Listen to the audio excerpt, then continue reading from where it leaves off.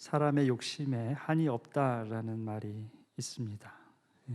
서 있다가 보면은 앉고 싶고 또 앉아 있다 보면은 드러눕고 싶은 것이 사람의 마음이다라고 합니다. They say human greed knows no limit. When you are standing, you just want to sit down a little, and then when you continue sitting down, then you want to lie down. That's human heart. 그런데 감사하는 마음, 자족하는 마음이 있으면 그 욕심이 자라는 것을 막을 수 있습니다. 그리고 이 자족의 마음이 우리의 신앙생활에 있어서는 아주 중요한 요소가 됩니다. But instead, when you have thankful heart and when you have contentment, then it will help you that your greed does not grow. And when you have a heart of contentment, then it will strengthen, rather, your faith. 오늘 말씀을 통해서 우리 함께 생각해 보도록 하겠습니다. We're going to think about that through today's passage.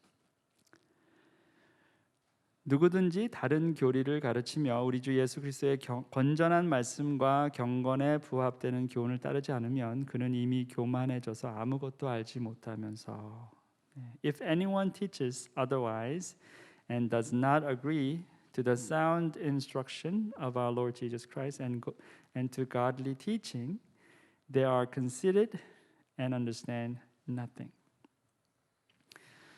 교만한 마음은 우리가 예상할 수 있듯이 가르침에도 문제가 생기는 마음이 될 뿐만 아니라 분별력이 떨어져서 분쟁을 만들기 쉬운 마음이 됩니다. The arrogant heart, as you can figure out, it will give you trouble when you teach, and not only that,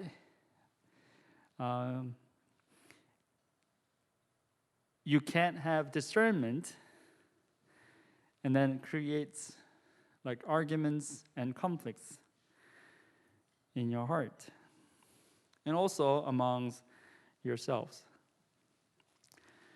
여기 3절에 나온 것처럼 건전한 말씀과 경건한 교훈은 서로 다른 것이 아닙니다. 같이 붙어 있어야 할 그러한 요소들이다라는 거죠. These two words in verse 3, sound instruction, godly teaching, they're not too different. They are to be together. It's very important elements. 말씀은 바로 서 있는데 가르침이 이상하다. 과연 그럴 수 있을까? 또 가르침은 훌륭한데 말씀이 바로 서 있지 않다. 이것도 말이 안 된다라는 거죠. You are strong in the word and your teaching is weird. Well, that sounds weird. And vice versa. Your teaching is great, but you're not standing strong in the word. That does not make sense either. 말씀이 바로 서 있는 곳에 좋은 가르침이 나온다라는 것입니다. 또 좋은 가르침이 있는 곳에는 말씀이 단단히 서 있는 것을 알 수 있다라는 거죠. 함께 가는 거죠. When you are standing strong in the word, then your teaching should be sound. When your teaching is sound, then you are standing strong in the word. They go together like that. 자, 그런데 중요한 게 뭐냐면 이 두 가지가 건강하게 잘 서 있기 위해서 필요한 게 뭐냐면 겸손함이라는 거예요. 교만함은 이 두 가지를 무너뜨립니다. But the important thing is when you want to see these two things, sound teaching and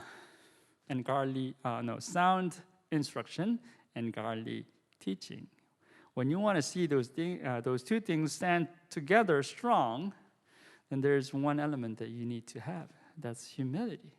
Without humility, when you have arrogance instead, and these two things will just all crumble down. 자, 그런데 이 교만한 마음,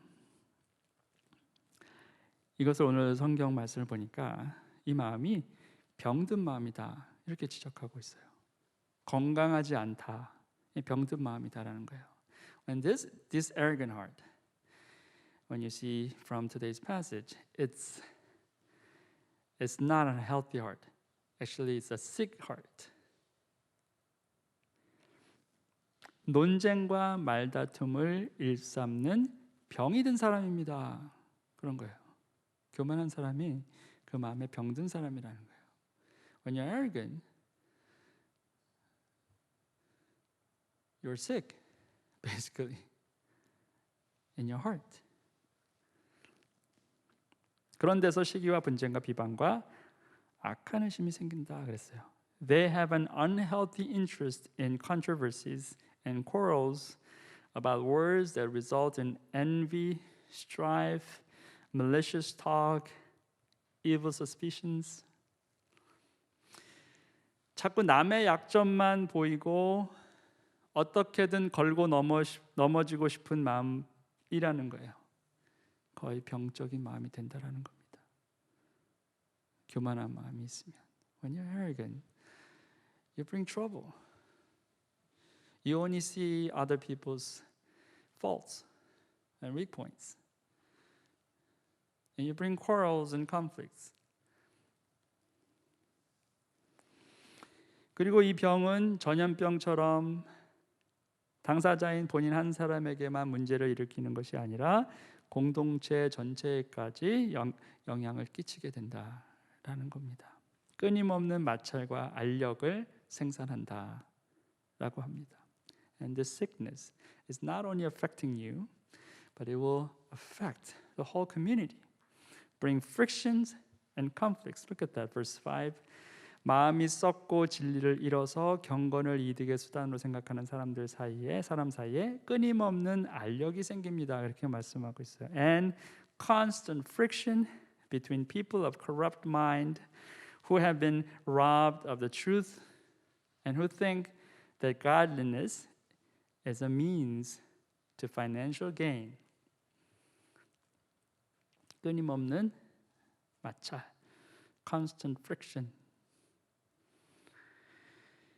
자, 그리고 심지어 경건의 이름으로 개인적인 이득을 노리는 그런 마음이라는 거예요.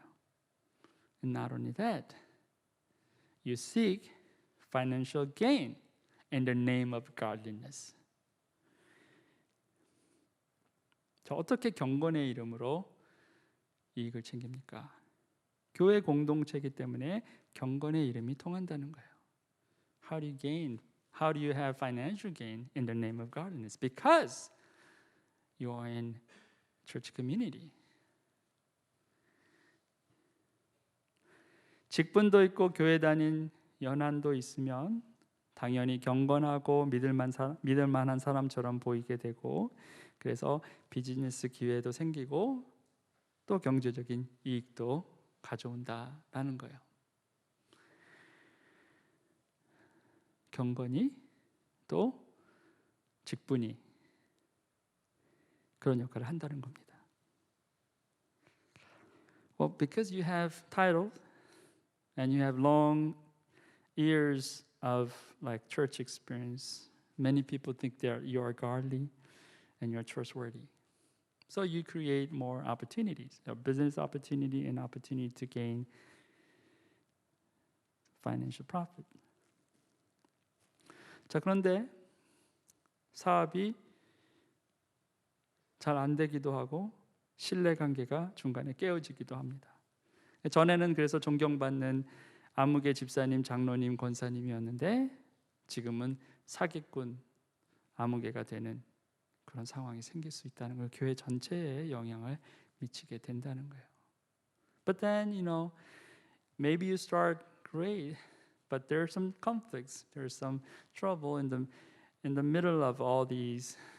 And once you are you respect this person because he or she is an elder or deacon, well respected, but you realize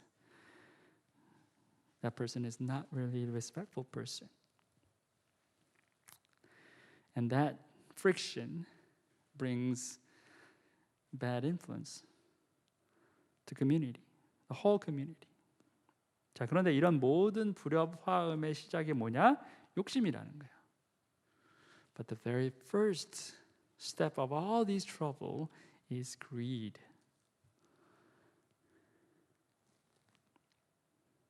자, 이 욕심을 막을 수 있는 방법 뭡니까? 사실 간단해요. 자족함을 배운다는 거예요. How do you stop this greed? Well, rather it's simple. You learn how to be content. 자족할 줄 아는 사람에게는 경건은 큰 이득을 줍니다. 이렇게 말씀하고 있어요. But godliness with contentment is great gain. 자족함이 있는 경건은 개인을 살리고 공동체를 살립니다. 눈에 보이는 이득은 별로 없어 보이지만 사실은 더욱더 큰 이득이 공동체에게나 개인에게 주어진다라는 거예요. Godliness with contentment, it will protect you, it will save you, and not only that, it will protect your community. You don't see that profit right away, but rather it gives you great gain for your community and for yourself. 우리는 아무것도 세상에 가지고 오지 않았으므로 아무것도 가지고 떠나갈 수 없습니다. For we brought nothing into the world and we can take nothing out of it. 자, 이렇게 확실한 진리를 왜 사람들이 자꾸 잊어버리는지 모르겠습니다. This definite truth. I don't know why people keep forgetting this. 그렇게도 자주 가져갈 수 없다. 아무것도 가져갈 수 없다라고 말하는데 사람들은 듣지 않습니다. 마치 다른 사람들은 못 가져가도 나는 가져갈 수 있다고 믿는 것처럼 쌓고 또 쌓고 그렇습니다. Well, people keep saying, well, you can't take it. You cannot take it. I mean, you hear that over and over again, but you don't listen. You act like, well, maybe then all these people cannot take, but maybe it's different for me. Is that so? So you keep like compiling and piling, putting up more and more.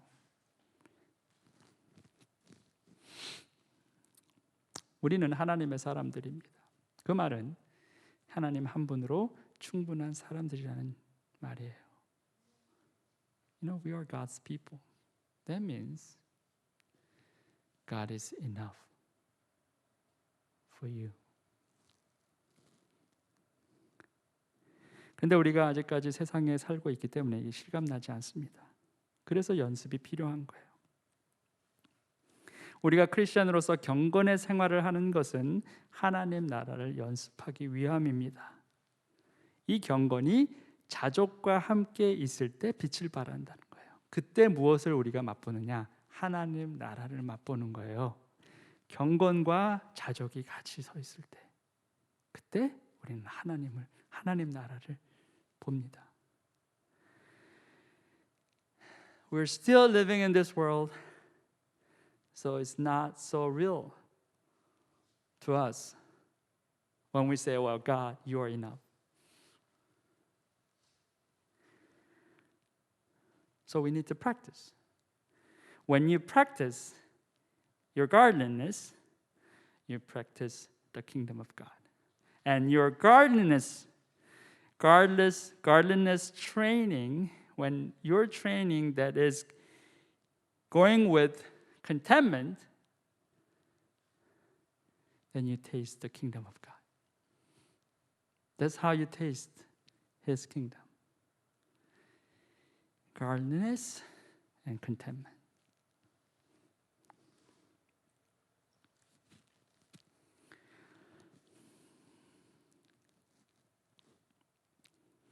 여러분 개인 묵상의 시간, 개인 하나님과의 시간에 또 이렇게 공동체가 함께 예배하는 그 시간에 우리 각자가 주님, 저는 주님 한 분만으로 충분합니다.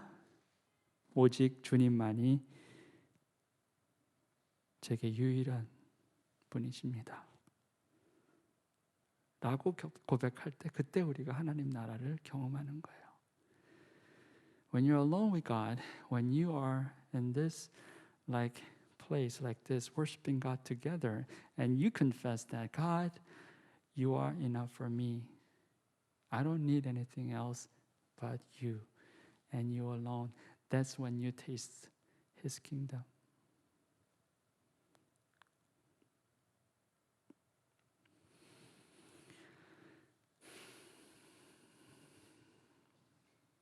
이거는 우리 모두에게 필요한 것입니다. This is so important for all of us. We need this.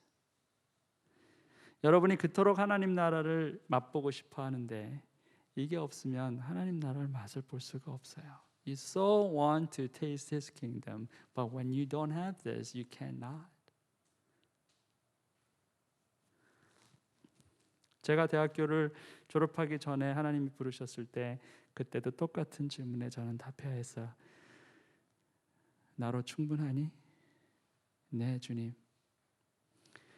제가 졸업하면 이렇게 해서 돈도 잘 벌고 유명해질 수 있을 것 같습니다.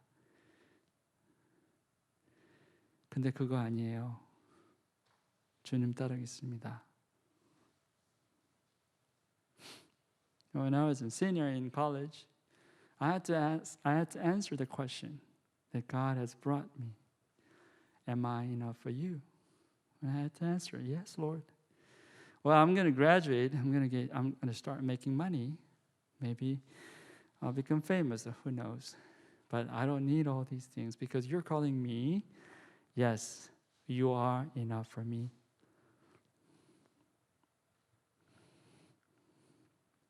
Not only that, many times, significant moments. 그때뿐만 아니라 아주 중요한 순간에 항상 주님은 그걸 물으세요. 나로서 충분하니? 너의 아내가 이렇게 아플 때 나로서 충분하니?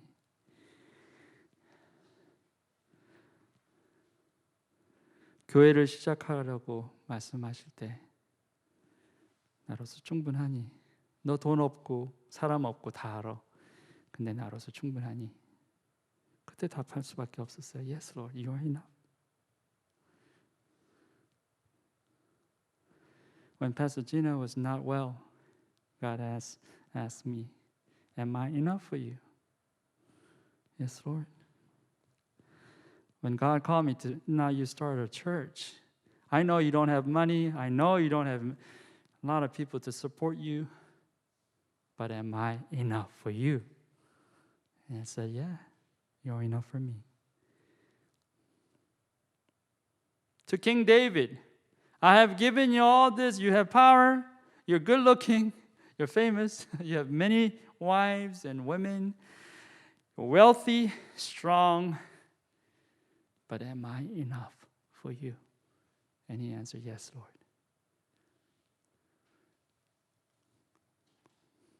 You are my shepherd. I shall not be want. I don't need anything else.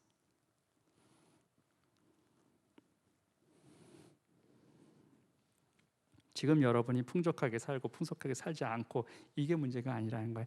여러분의 인생의 그 한순간에 어느 때나 하나님이 똑같은 질문을 하셨을 때 나로서 충분하니 할 때 여러분이 Yes, Lord 하면 그게 된 거예요. 그때 여러분은 하나님 나라를 맛보는 것입니다. 다른 게 아니에요. Whether you are wealthy enough now or you have a lot of degrees or not, doesn't matter. Any point in your life when God asks you, am I enough? And you say, yes, Lord, you are enough. Then you are really tasting the kingdom of God. You are there, right there. Because He's everything to you.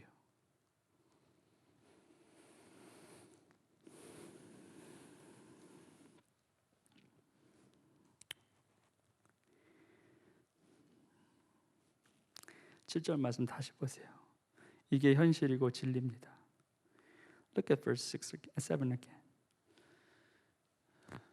That's reality. And that's truth. 우리는 아무것도 세상에 가지고 오지 않았으므로 아무것도 가지고 떠나갈 수 없습니다. For we brought nothing into the world, and we can take nothing out of it. What do you need? 여러분 뭐 필요하세요? 주님밖에 없어요. Only the Lord. That's all you need.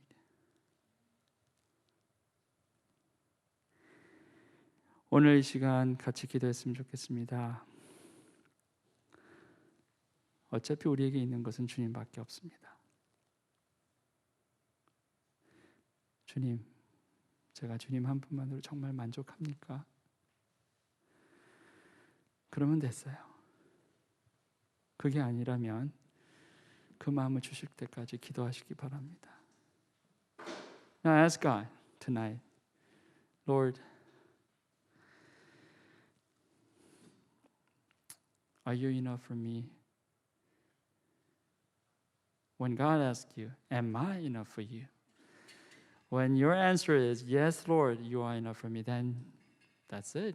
You don't need to ask anymore. You're all set. But your answer is not there. Then you have to keep asking God, God, give me that heart. Until you give me that heart, I won't rest. 하나님의 사람은 다른 거 없어요. 그냥 하나님밖에 없는 사람입니다. 여러분이 무슨 직업을 갖고 얼만큼의 능력이 있고 없고 이거 하나도 중요하지 않아요. 여러분의 인생의 어느 순간에도 하나님, 내가 하나님밖에 없습니다. 답할 수 있으면 여러분 성공한 거예요. Don't worry about your future. Do not care whether you are rich or not, whether you have accomplished much or not.